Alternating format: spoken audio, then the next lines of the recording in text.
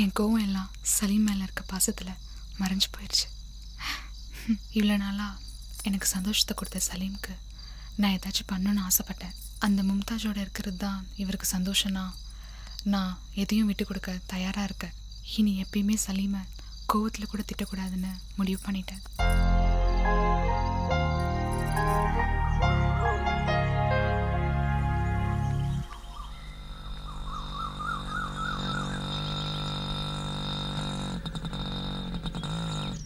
எங்க போற? அவங்க வீட்டுக்கு. இதுக்கு தான் உங்ககிட்ட சொல்லாம இருந்தேன். நான் எதுவும் செய்ய மாட்டேன். உனக்கும் சலீமுக்கும் நான் எந்த பிரச்சனையும் பண்ண மாட்டேன். அப்புறம் எதுக்கு போற? சொல்றேன் இரு. முதல்ல சொல்லு. என் பேச்சை நம்பு. என்ன நம்ப மாட்டியா? சரி வா போலாம். ம்.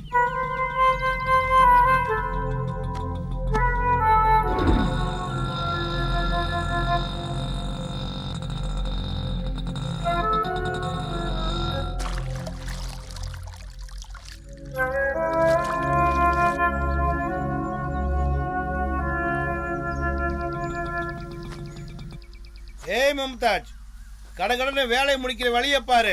இதே வேலையா இருந்தா மற்ற வேலையில எப்போ பார்க்கறது? உள்ள வாமா. மும்தாஜ், என்ன சமீர்? இந்த புள்ள உன்னை பார்க்க வந்திருக்கு. ம். வாங்க. பரவாயில்லங்க, உட்காருங்க.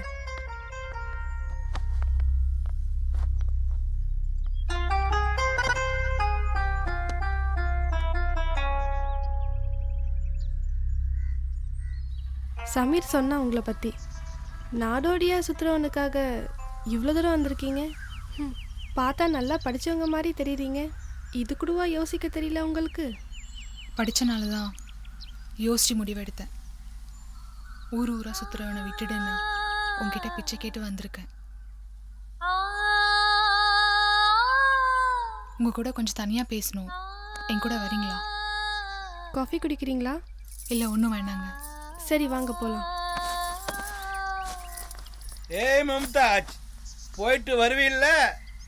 கண்டிப்பாக வருவேன் மாமா. நீ ஆசைப்பட்டல, அங்கதான்.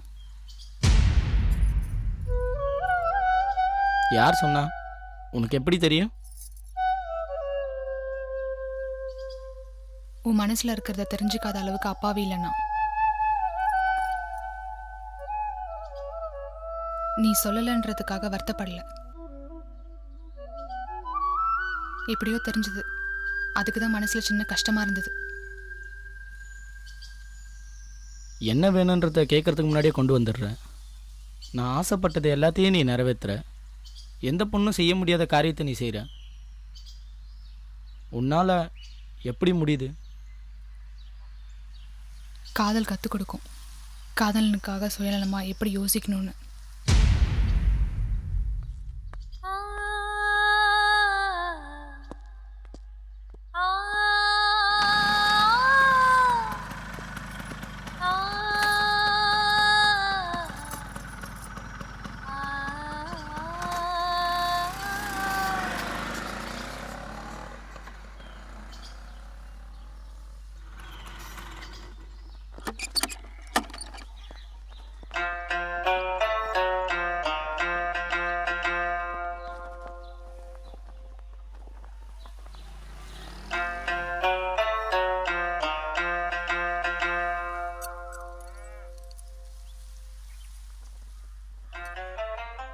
இதோட மதிப்பு 50,000.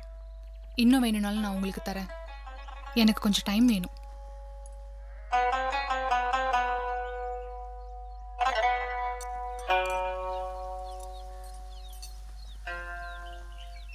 அவன் உனக்கு என்ன வேணும்? இதை செய்யறதுக்கு எந்த உறவும் தேவையில்லை. காதல் காதல் இருந்தா போதும். அதுவே கற்றுக் கொடுக்கும் தியாகம் எப்படி செய்யணும்னு. நான் அவருக்காக, அவர் எனக்காக.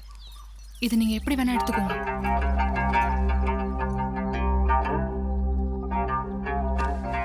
ஏய் மும்தாஜ், நான் கொஞ்சம் வெளியே போயிட்டு வரேன். சலீம் வந்திருக்கான். தங்கமான பொண்ணு கிடைச்சிருக்கு இந்த பிச்சைக்கார நாய்க்கு. தூத்தேரிக்கு பார்த்து அனுப்புவன.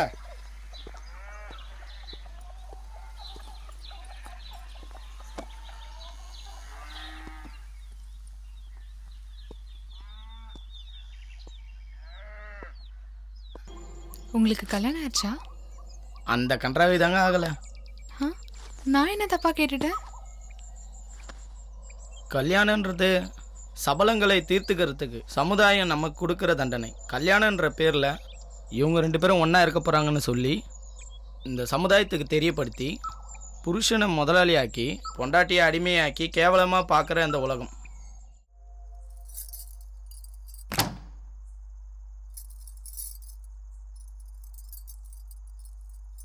எவன் கூட சுத்திட்டு வரடி?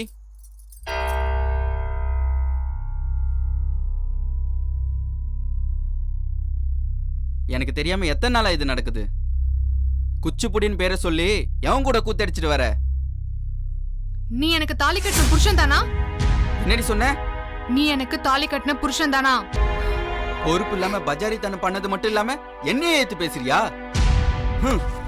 இந்த குடிடி.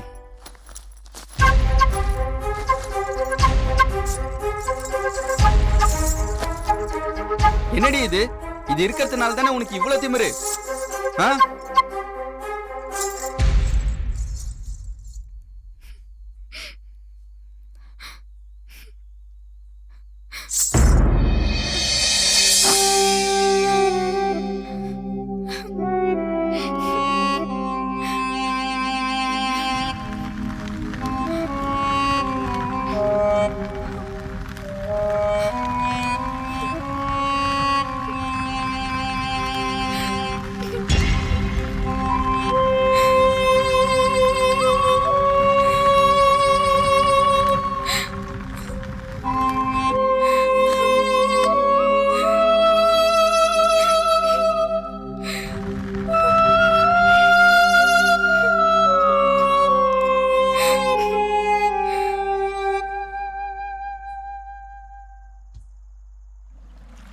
என்னை பொண்டாட்டியாக பார்க்க வேண்டிய அவர் என்னை அடிமையாக குடும்பப்படுத்த ஆரம்பிச்சிட்டாரு. ஆண்மை இல்லாதவங்க கிட்ட கூட குடும்பம் நடத்தலாம், சந்தேகப்பட்டவன் கூட குடும்பம் நடத்தக்கூடாதுன்னு தோணுச்சு. என்னை சந்தேகப்பட்டு என் தன்மானத்தை பொசுக்கி சாம்பலாக்கிட்டான். அன்னையிலேருந்து அவன் கூட இருக்கவோ அவன் பக்கத்தில் நடக்கவோ அந்த வீட்டில் ஒரு நிமிஷம் கூட எனக்கு இருக்க பிடிக்கல. என் கூட வந்துடுறீங்களா? என்னை எங்கே கூப்பிட்டு போகிற? எங்கேயும் கூப்பிட்டு போவேன், எங்கே வேணாலும். உன் துணிச்சல் எனக்கு ரொம்ப பிடிச்சிருக்கு. ஏன் இதுக்கு முன்னாடி பிடிக்கலையா? இது வரைக்கும் பிடிக்காம இருந்துச்சு. இப்போ மட்டும் ஏன் பிடிச்சிருக்கு? மனசில் பாசம் இருக்கு, அதான் பிடிச்சிருக்கு. என் கூட வந்துடுறீங்களா? ம்.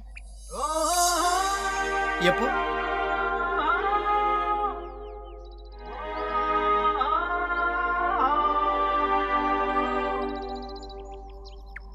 கொஞ்சம் டைம் வேணும். அவ்வளோ டைம் என்னால் காத்திருக்க முடியாது. சலீம், இது நல்லா தான் இருக்கு, இப்படியே இருந்துடலாமே. உனக்கு நல்லா இருக்கும், என்னால் நினைக்க கூட முடியல. நீ இல்லைனா எனக்கு உன்ன மாதிரி யோசிக்க தெரியாது. உன்னை தூரமா விட்டுட்டு என்னால் வாழ முடியாது. சலீம் கேட்ட அந்த நிமிஷமே அவரோட போகணும்னு தோணுச்சு. ஆனால் என் சூழ்நிலை என்னை யோசிக்க வச்சுச்சு. இந்த வாரத்துக்கு அப்புறம் எனக்கு என் வாழ்க்கையில் நடக்க போகிற பிரச்சனைகளை பற்றியும் குடும்ப சூழ்நிலை பற்றியும் நான் யோசிக்க ஆரம்பித்தேன். ஒரு முடிவுக்கு வந்தேன். சலீம் எனக்கு நல்ல வாழ்க்கை கொடுப்பாருன்ற நம்பிக்கை அதிகமாச்சு.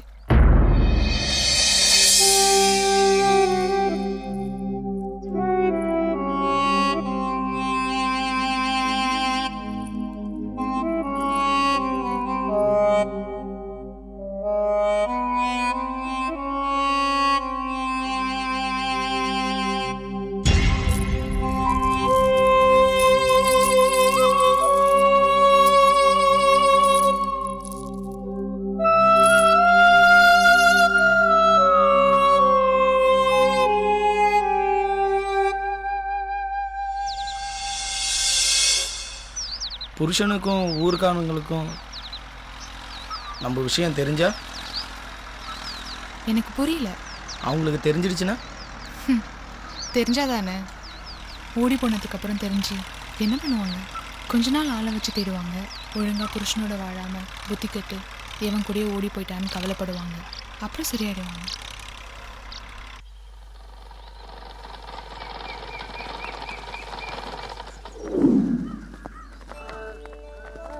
இதுதான் என் பழைய வீடு.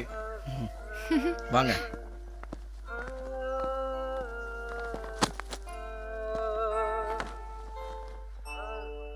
இதான் அடுப்பாங்கற. விறகுல சமைச்சா ரொம்ப நல்லா இருக்கும் தெரியுமா? ம். எனக்கு மீன் குழம்பு வைக்க நல்லா தெரியும். அப்பப்போ செஞ்சு தரேன். சரியா? வா. ம். அந்த மூலையில தான் குளிக்கணும். இது வரைக்கும் நான் ஒருத்தன்தான். அதனால புரிஞ்சிருச்சு. கட்டில மறைவா வச்சுட்டு புடவை சுத்தணும், ஆமா. அவ்வளவுதானே? வாங்க. அது சரி, உங்க அம்மா அப்பா? இல்லை, எனக்கு 10 வயசாக இருக்கும் பொழுது அப்பா அம்மா இறந்துட்டாங்க. அப்பா செஞ்ச வேலை தான் நான் பண்ணுறேன்.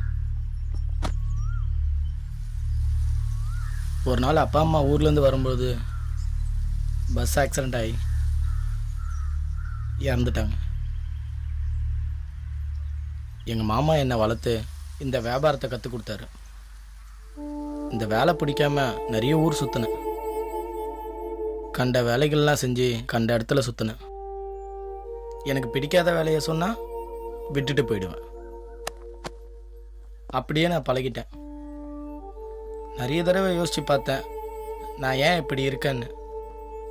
என்ன பண்ணுறது, எது நல்லது எது கெட்டதுன்னு எடுத்து சொல்ல யாருமே இல்லை. ம். சரி, உன் கதையை விடு. மீன் வாங்கிட்டு வரியா? ஆனால் நீ சாப்பிட மாட்டல்ல? உனக்கு பிடிக்கும்ல, நீ சாப்பிட்டுட்டு இரு, நான் பார்த்துட்டு இருக்கேன். சரி, நான் போய் வாங்கிட்டு வரேன்.